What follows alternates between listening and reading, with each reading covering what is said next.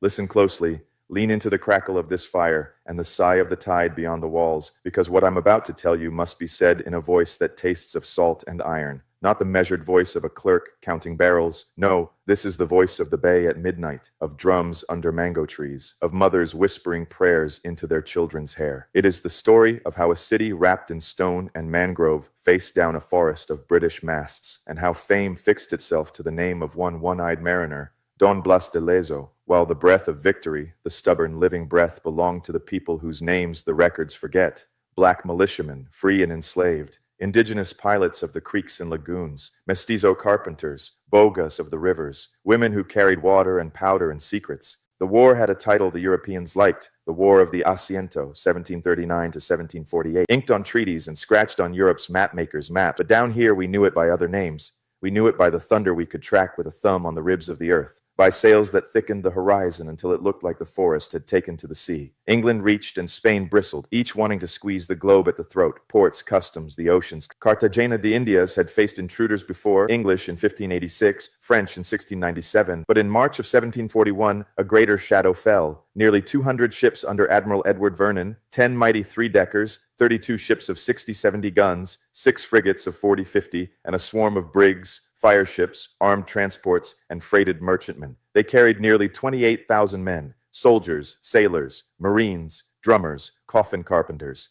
They brought triumph medals already struck in London, the metal laughing before the battle was done. Facing them, a city clenched like a fist, 6 ships of the line, a handful of lighter craft, stone forts and earthen batteries, and 2 men whose thoughts of war were brothers in stubbornness, yet cousins in method. Sebastian de Eslava, the viceroy, who believed in buying time by sacrificing what must be sacrificed, and Don Blas de Lezo, the Basque, who had already traded an eye, a leg, and much of an arm for victories elsewhere, who believed in fighting forward with whatever floated in fight.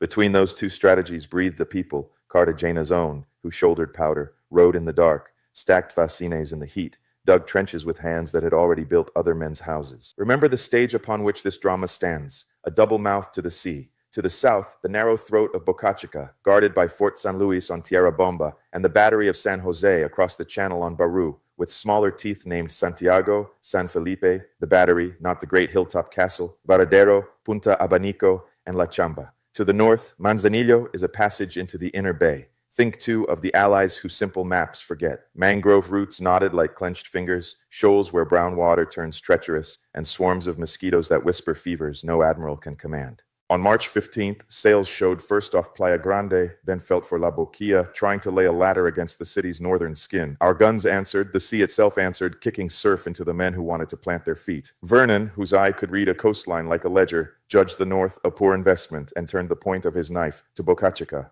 There, 12 English ships came on in order, their tasks folded into paper long before the wind filled their canvas. The Princess Amelia dropped anchor to rake at a position the charts called Falsine, while other British captains trained their decks on the battery of La Chamba. Heavier ships, Norfolk, Russell, Shrewsbury, pounded Santiago and San Felipe on Tierra Bomba's shore. After 3 hours, with parapets torn and gunners bled white, those 2 positions were abandoned. The English landed, claiming the wounds they had opened and destroying what they took, so our men could not return to it at dusk and find shelter there. La Chamba was a small work, the British said, unfinished, unarmed, older than they thought, neglected, yes, not newly built. Today, when the water runs clear and the tide is low, you can see blocks of coral stone cut almost square, laid by hands that had no thought of drowning, a cannon lolling in the sand, piles of brick the sea remembers in geometry. San Felipe of Tierra Bomba, likely raised between 1707 and 1720, spread in a semicircle of 40 by 20 meters, with 11 embrasures, 9 watching the open sea and 2 peering sharply to the rear. Dig into their floor today, and you'll bring up shrapnel and mortar shell fragments, local and imported ceramics, musket balls, glass bottlenecks, roof tiles, and flint stones for the spark of short arms. In the debris, there are also English bottles and English wares. For a heartbeat in 1741, an English mess tin clinked on that Spanish parapet. Archaeology is how the ground speaks when the clerks fall silent. When the British took those beachside teeth, they did what any careful invader does. They built their own battery on the sand, digging in to secure a clean landing place for their troops. Our scouts peered at them through heat shimmer and wrote that the enemy was well entrenched along that beach. Locals in later years would turn up iron shot there with their hoes, a black fruit from roots they never planted. Fort San Luis at Boca Chica was conceived by Sommovila and realized by Bautista Antonelli in the 17th century, and then prodded and improved after the French catastrophe of 1697 by Juan de Herrera y Sotomayor. By 1741, its garrison was lean. The Prince Frederick, the Hampton Court, the men said Hatancourt, and bombarded San Luis from the water.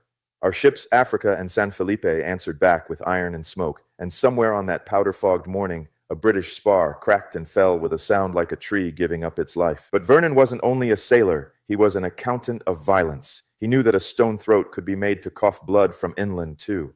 The British dragged guns ashore, 2 temporary mortar positions between San Felipe and Santiago, more than 20 embrasures. Some pointed toward our anchored vessels, some aimed at the fortifications themselves. Later, when the ground cooled, 20 iron balls of mixed calibers were found there, and a cast-iron cannon carrying the arms of King George II.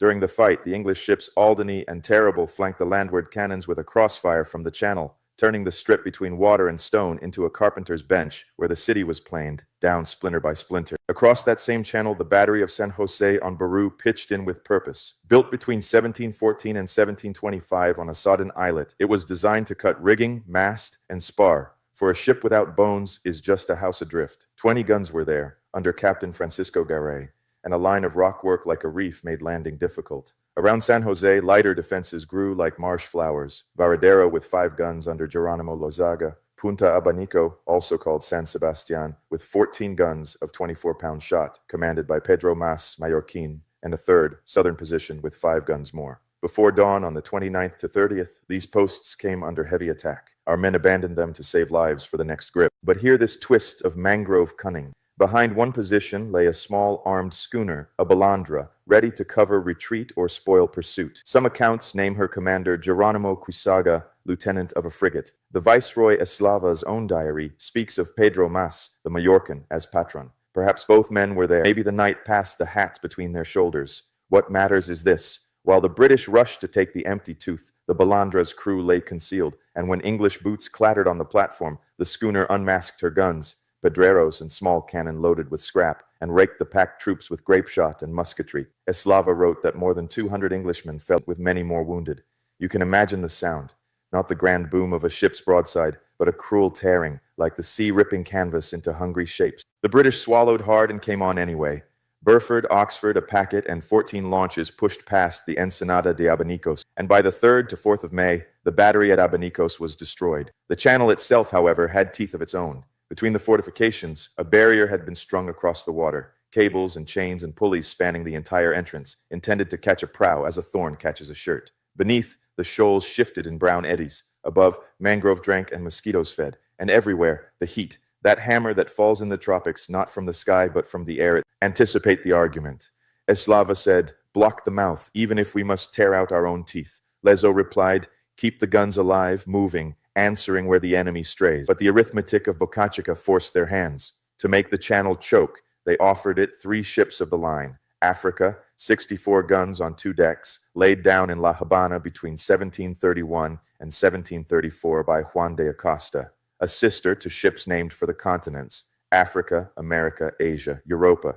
San Carlos, also 64 guns, born in Guarnizo in 1724, to the designs of Lorenzo de Arzueta under Antonio de Gastañeta. San Felipe, about 80 guns, Guarnizo, 1726, likewise of the Gastañeta school. The plan was to scuttle them in the channel, bore them through with augers, let the sea rush in, and leave their masts and yards protruding like the ribcage of a giant, to catch and tangle any ship that dared to squeeze by. In part, it worked. Africa was founded and settled where the current still speaks its name. San Carlos followed, making of the channel a thicket of timber. But San Felipe, under the stress of fire, with orders colliding and men dying, the scuttling went awry. Flames caught her. The wind pushed her like a burning cart. She drifted for hours and grounded on a shoal outside the planned line. There remained for a bold pilot a gap. Later, divers found frames, keel, inner and outer planking, lead sheathing, fastenings, ballast stones, and fragments of ceramics lying at a depth of 5 meters. A ship still whispering what happened to her.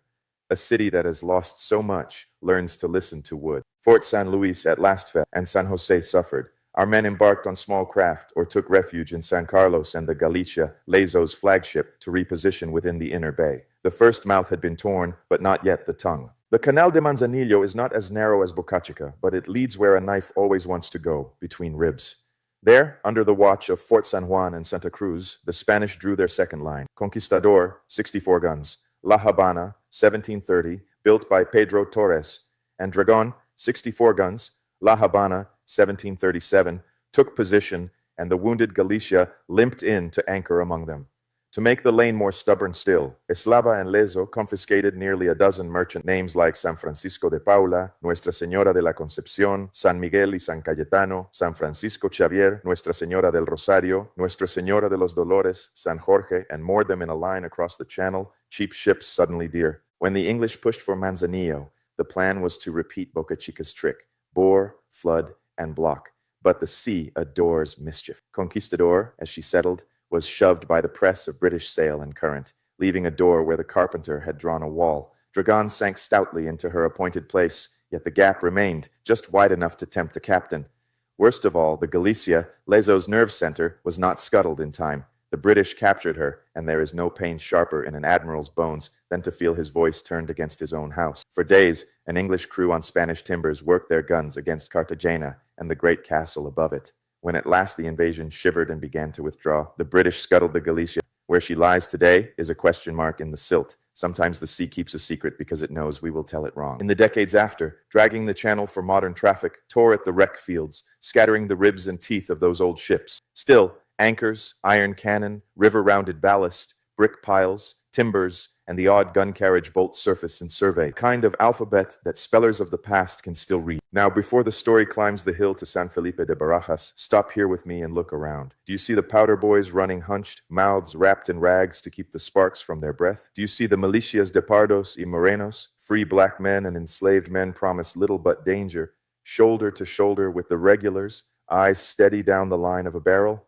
See indigenous scouts from the swamps and hills who know by the taste of the wind which creek will carry a boat without scraping? Do you see the bogas, rivermen, most of them Afro descendant, whose oars are the arteries of this besieged body, moving orders, powder, wounded, and news in black water lanes beneath the mangrove curtains? Do you see the carpenters, mestizos with hands that interpret grain like a prophet reads the sky, repairing carriages, shimming wheels, spiking planks under fire? Do you see the women, vendors, laundresses, wives, lovers, who carry water to the batteries, bandage wounds, pass flints and slow matches under the polite lie of a breadbasket, trade gossip for intelligence? They were here.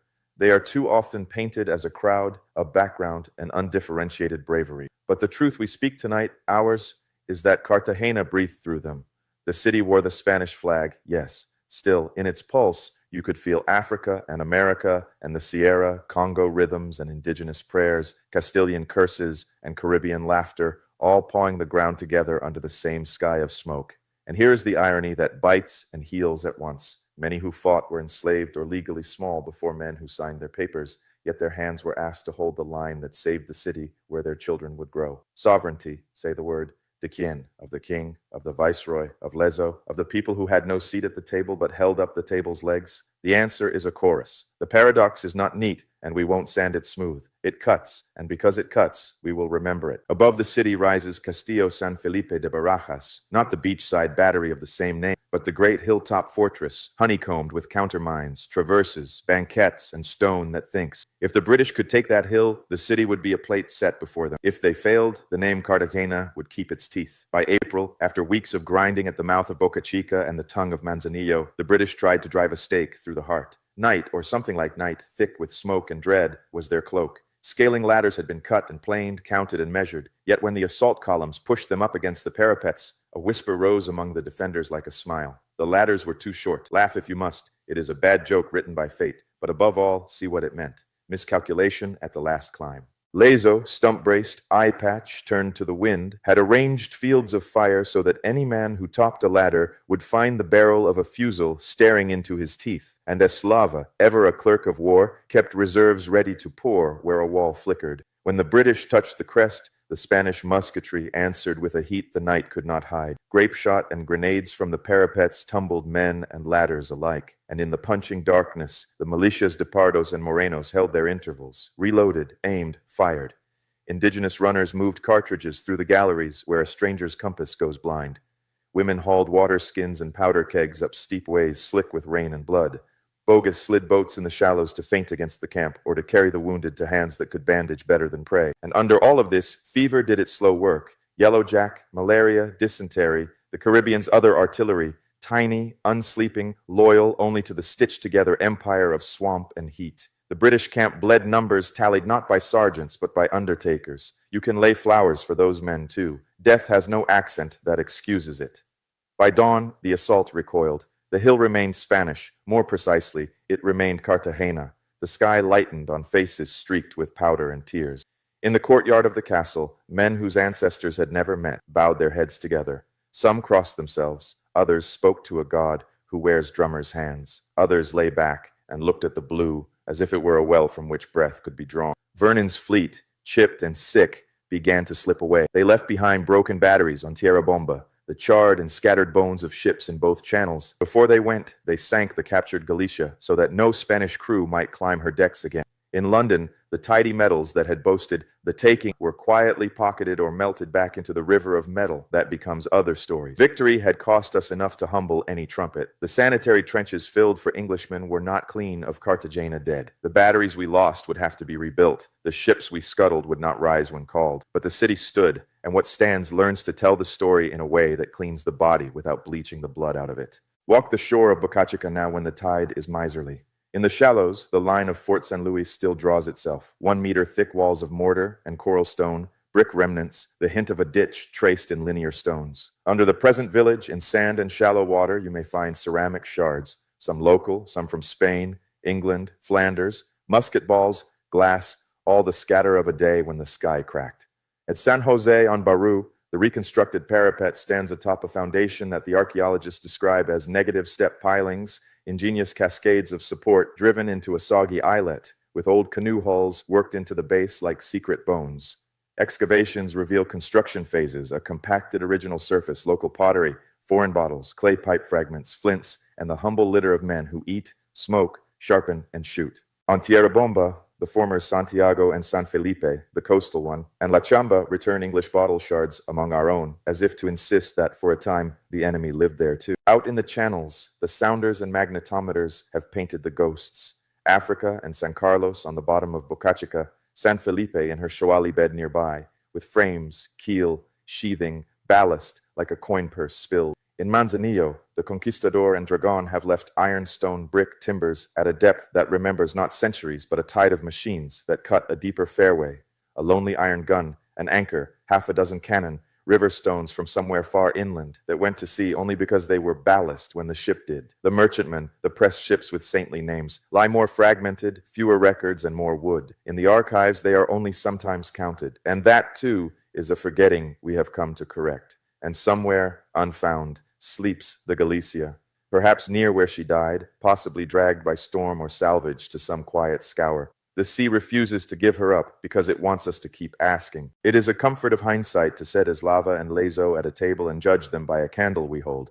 You should have kept more ships afloat, says one side. You should have scuttled sooner, says the other. The truth is that the plan, delay at Bocachica, block at Manzanillo, bleed the invader until his fever and friction outran his steel, worked, though it made us pay in the coin of our own nails and planks. And if the San Felipe drifted where she should not, and the Conquistador slid aside, those were moments when smoke hid signals and men were mortals, not movable typography in a war book. But strategy alone does not win a city. The plan breeds only when hands make it warm, and the hands in Cartagena in 1741 were more brown than the registers wrote down. They were black, mestizo, indigenous, Spanish, mulatto, zambo, criollo, a glossary of the human sea. They rode the chalupas in midnight channels, ferried orders and hope. They dragged guns through mud that tried to keep them. They aimed by instinct and practice. They sang to keep cadence. They wept and laughed and cursed. Without them, Lezo's courage would be a stone left in a field, Eslava's caution a map to a place no one can reach. This is a story about fear. Do not strip it out. Men were afraid when the ladders bumped the stone. Women were worried when the sky carried sparks as if it planned to sew the city shut. Children were concerned when the drum that usually calls you to dance called you to run. But under that fear moved the decision that makes a people, to resist. And resistance in those months asked a fierce question of sovereignty that still walks in our speech. Who owns a city? The crown claimed ownership by charter, tribute, and stone. The viceroy claimed it by office. Lezo claimed it by service and blood, but the people claimed it by the most ancient title, usage, care, and place. When a black militiaman turned his musket against the ladder's top, when an indigenous pilot threaded a boat through channels English eyes saw as mud, when a mestiza pressed powder into a gunner's hand, Cartagena was theirs, ours, if only for the length of a heartbeat extended by courage. The records remember Blas de Lezo, gloriously and rightly. For a long time elsewhere, even he was under-remembered. A hero sketched lightly in the footnotes of empires that prefer victories with cleaner ledgers. We must also remember the cost. The city defended was also a city where chains clinked in the market. We know it. To say that men enslaved bore muskets in defense of the town does not absolve the system that enslaved them. It condemns it with a finer edge, because even shackled, those men proved indispensable, and still their names hardly survive. To tell the tale Latin-wise is to hold both truths, the wrong and the resilience, the wound and the scar's strength. The name La Heroica is embroidered proudly on the city's cloak. This city still lives because people like those I've named and those I cannot name hold it. When tourists climb San Felipe and grin at the latter tale, we can draw them aside and tell them the deeper story, that a Latin American city cut from stone and mangrove resisted a global empire not just with engineers and admirals, but with people, black, indigenous, mestizo, criollo, whose strength, resilience, and spirit stitched the Europeans' plans to the Caribbean's weather. We will not erase the wrongs. We will not pretend that chains did not clink in the plaza the same year cannon spoke on the walls. But out of that tangle, we will draw the enduring, positive thing we can claim. A culture that takes fear and makes of it resistance, that takes loss and makes of it memory, that takes irony and makes of it wisdom. Our truth is perspectival, born of sweat and stones, skies and papers, songs and gun smoke, but it does not waver. So carry this story with you when you leave the fire. Speak Lezo's name with respect, yes, but speak also for the balandra that waited, for the bogas who rode, for the militias de pardos y morenos who stood, for the indigenous who guided, for the women who fed and healed and spied. Say that the British came to plant their sovereign flag on our doorstep, and instead found a sovereignty already here, messy, mixed, mosquito-bitten, mangrove-rooted, fierce, and ours. And when the sea knocks at the wall again, as seas always do, answer it the way the Carthaginians answered in 1741. With stone, with wood, with fire, with songs, and with the sure knowledge that though empires may write the treaties, we will tell the stories.